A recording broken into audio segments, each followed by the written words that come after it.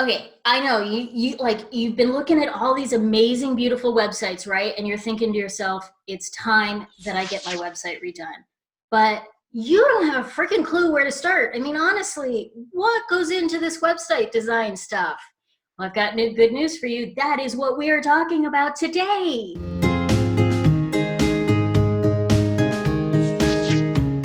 And I'm going to be welcoming my guest, Brenda, on. And Brenda is an amazing website kind of gal. She knows all the ins and outs. Brenda, tell us a little bit. What? Tell me a story. This is story time. I want to hear a little bit of a story. What is one of those worst case scenarios you hear about all the time when it comes to people saying, "Oh, website stuff"? Yes, and this is something that I actually have a whole lot of stories around because website nightmares is something that I educate on quite a lot and talk about a lot on podcasts and the such. So one of my best examples that I like to give is the scenario that you don't expect coming out. You may have done all of the things right that you think you need to do to protect your website, and then all of a sudden you go to check out your website one day and it is totally gone. I had one client who, her hosting company, who I will not name, accidentally terminated her hosting account. She was fully paid up for another 6 months. And somehow, I don't know if it was a real person who screwed up or if there was a technical glitch, but her entire website was marked for termination and it was completely gone. So of course, the first thing she does is she tries to reach out to them, but nobody would talk to her on the phone. They kept saying she had to submit a support ticket in order to get help. And it was, looking back, I think it was taking close to a week for the support team to respond to those tickets. So she called me absolutely in a panic. Her blog had 8 years worth of content on it. This was her main marketing vehicle to promote her business, and it's gone in the blink of an eye. And she's at a loss because she doesn't know what to do, and she cannot afford to have her website built again, never mind all the SEO value that she's going to lose. And I, 2 months prior, had been on her case to get a proper backup system in place. So when she was near tears and she called me, it was one of my favorite moments to be able to say, Christine, do you remember when I pestered you to put this backup system in place? She's like, yes. I have access to a backup from yesterday. I'll go in and we'll get you set up on a new hosting company. We'll have you back up and running today. And she was. And she likes to call me brilliant, and it's not. It's proper planning. It's inexpensive. It's just you don't know what you don't know until somebody teaches it to you. So I'm on a bit of a mission to help coaches and consultants and creative professionals learn how to properly protect their website investment. You know, you are so right. And that leads me into my next question, Brenda. Who the heck are you? I am a longtime website development company owner. This is actually my 20th year in business. There's not a lot of us who've been online for that long.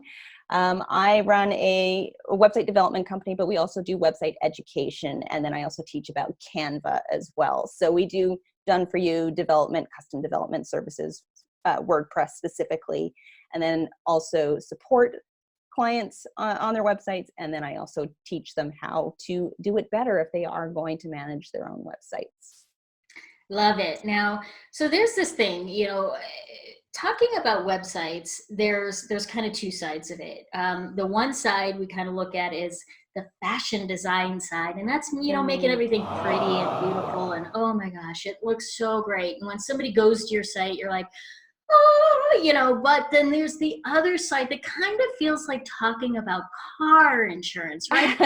It's so boring. And you're like, can I just have the pretty stuff? I just want to go shopping and get all of the pretty bells and whistles. So tell me, why do we need to know about the down and dirty, the ugly, the car insurance, boring kind of stuff? Because clients don't do business with you because your website is pretty.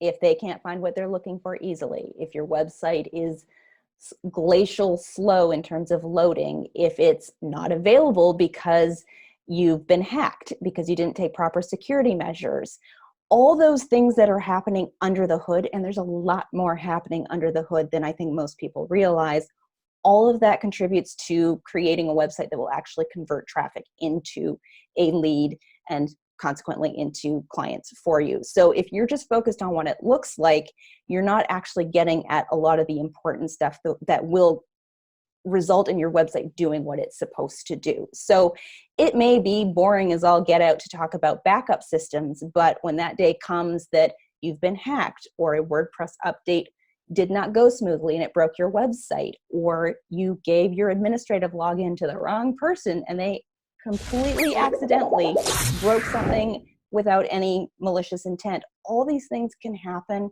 to take your website down or to take you out of focusing on your own zone of genius and doing the work that you love to do. So it may be the boring stuff, but it's the stuff that will ultimately allow you to focus on your zone of genius. Yeah, there is nothing, I mean, nothing. And trust me, I've been there, done that.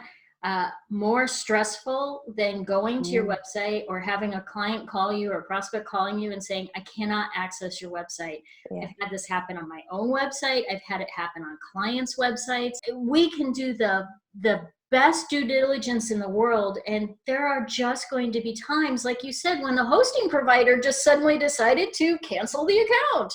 Right. Like, there is nothing she could have done to have prevented that from happening, other than maybe choosing the right hosting provider from the first place. But that was the other problem.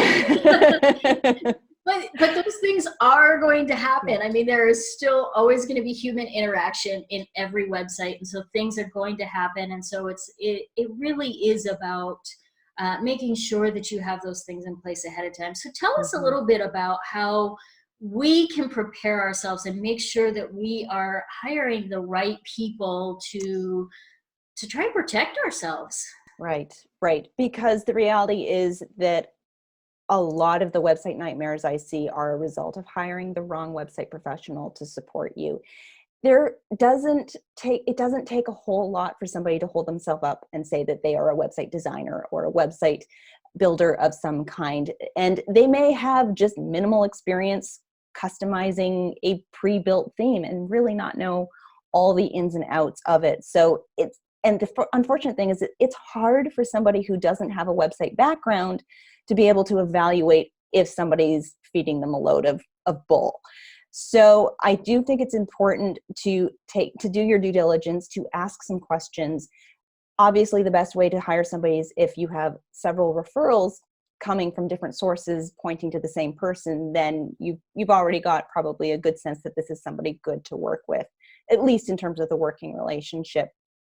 But you need to ask for references. I am constantly shocked at how many people do not ask me for references. I'm usually the one saying, hey, I'm going to give you a list of client references. I want you to call them and find out what the experience is like working with myself and my team.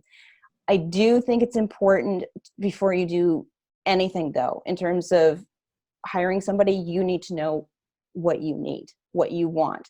And this is probably one of the biggest mistakes that I see in terms of websites. And it has nothing to do with the website itself. It has to do with not taking the time to figure out what your needs are, what you want your website to do, who your ideal client is that you're speaking to, and how the website is going to best serve them, to understand what your must-haves are, what are those features that you have to have or the website is not going to be functional, and what are things that are just really nice to haves that if they're a little too expensive, maybe you can put them on the back burner.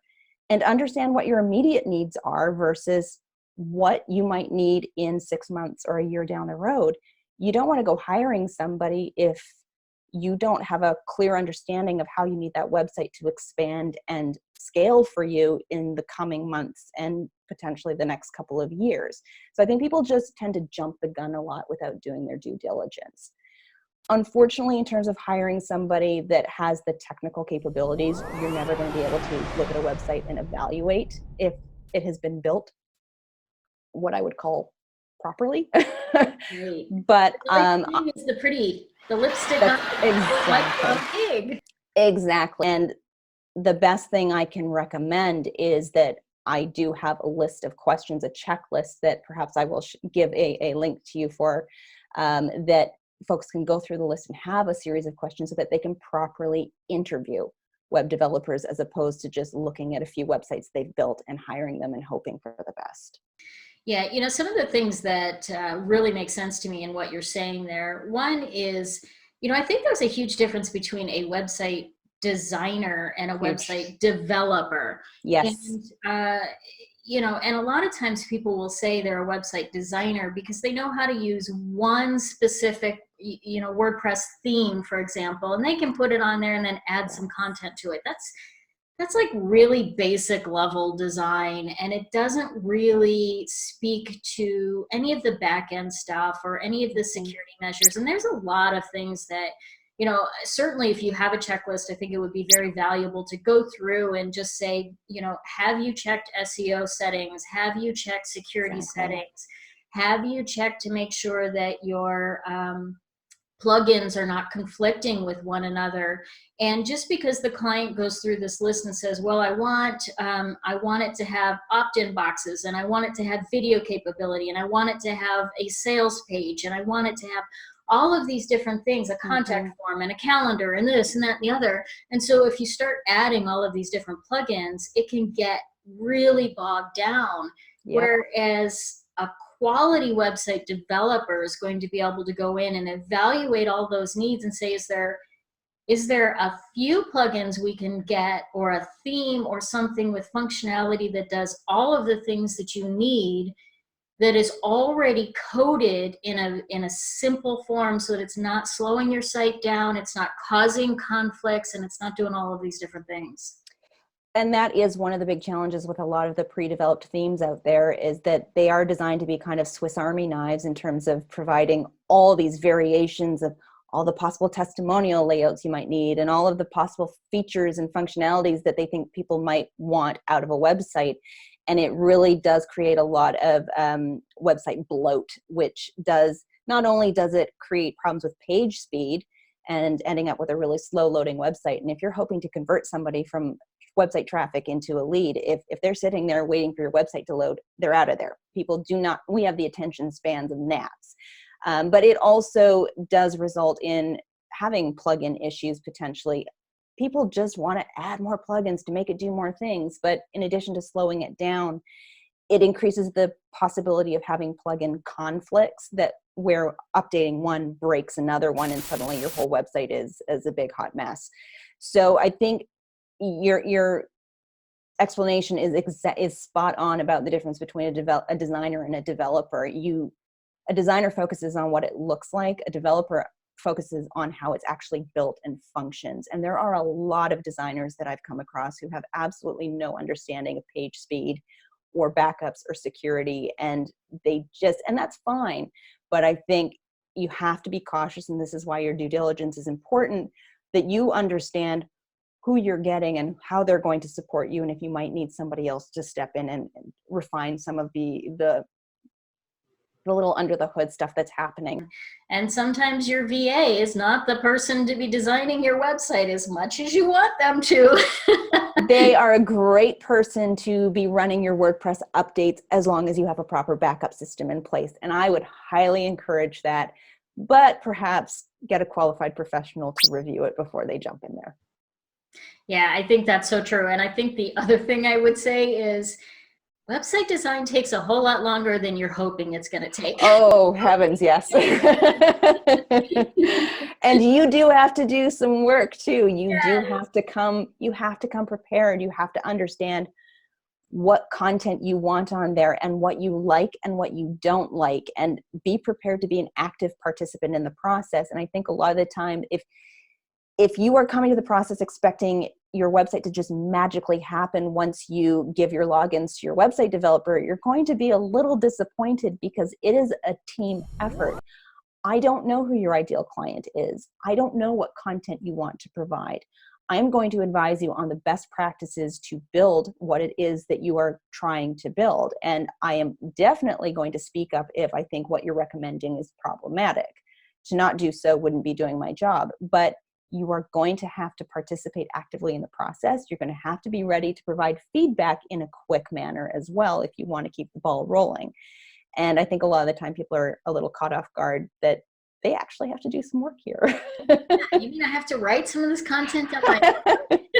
And you don't. You can delegate that as well. But be prepared to understand that if you're not going to do it yourself, somebody's going to have to do it. It is a team effort, no matter how many people are involved. Exactly. Try to do it yourself, you still got to get some input from somebody. So Yes. I love it, Brenda. So how can we connect with you? I think the biggest place to kind of get all the stuff I'm working on is at my website, and that's bonaccordcreative.com. I've got all my freebies there. My podcast is there. Everything is living there. So that's the best way to reach me. Yes, and we will for sure put that in the comments below. And for those of you out there interested, please reach out to Brenda. She's a wealth of knowledge as far as website development and just what you need to know, especially if you're just that newbie that's kind of thinking, I don't know what I don't know. And make sure that you check out our next video coming up, because we've got tons more tips and suggestions on building your coaching business. So stay tuned.